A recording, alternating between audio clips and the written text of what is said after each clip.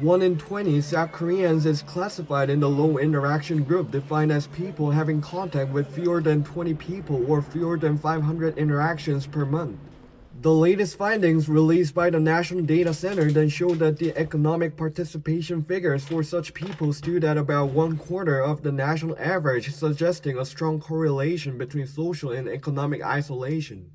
These socially isolated people also contact fewer than 11 people a month and go out roughly 16 times, with each outing lasting an average of just 1.3 hours, the latest data showed. The data was compiled to check the living patterns among socially vulnerable groups and marks the first nationwide record keeping of such people. The statistical office said those in the low interaction group account for 4.9% of the country's total population of 50 million. There were slightly more men living in isolation compared to women, with people living in multi-person households more likely to be cut off from diverse interactions than those living alone. The data center added that older people in general were more prone to shun ties than the younger generation.